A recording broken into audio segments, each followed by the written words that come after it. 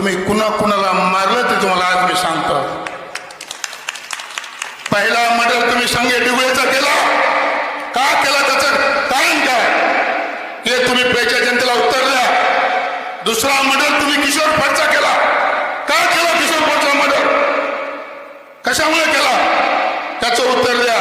तिसरा मर्डर तुम्ही वसंत गित्तेचा केला. चौथा मर्डर काका गर्जेचा केला. पाचवा मर्डर आमच्या बंडू मुंडे चेअरमनचा केला.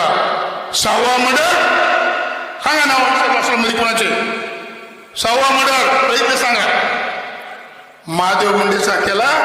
आणि मी या भारत देशात नव्हतो, मी देशात होतो. तर म्हणले राजाभाऊ फडला आरोपी करा. कारण बाप्पा तुम्ही आम्हाला पक्षात प्रवेश दिलता पवार साहेबाच्या. त्यांना वाटलं राजाभाऊ विधानसभेचा उमेदवार होतो म्हणून म्हणले महादेव मुंडे मर्डरच्या केसमध्ये राजाभाऊ आरोपी करा. का तर त्यांना विधानसभा लढली नाही पाहिजे. अरे बाबा विधानसभा लढणं पक्षाच्या हातात आहे.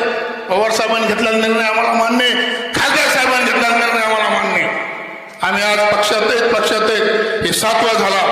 आणि 8वा मर्डर कुणा झाला? संतोष देशमुखचा झाला. काय कालच वर्ष त्रास होत त्यांचं. काय गुन्हा होता त्या संतोष देशमुखचा? आता 9वा मर्डर 10वा मर्डर हे ओपन झाले. अंधारून किती मर्डर केलेत हे दीपक नाना जास्त माहीत असेल माझ्यापेक्षा. पण तुम्ही एका माणसाला वाचिलं नाही. बरं वाचिलं जरी असलं तर तुम्ही म्हणता मी त्याला वाचिलं.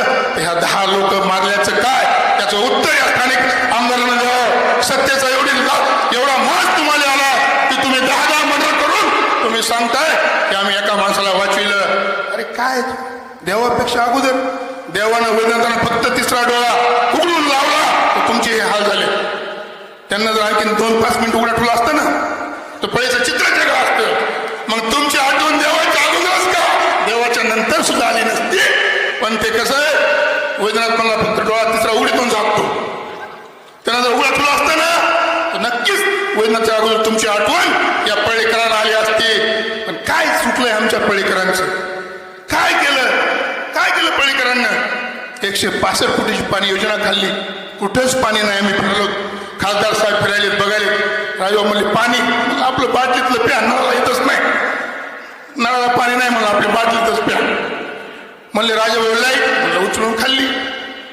म्हणलं बाप्पा तीर्थक्षेत्र अजित दादा पवारांनी बघितलं. तीर्थक्षेत्राचं काहीच काम झालं नाही. त्यांना आज स्वतः आरोप केले.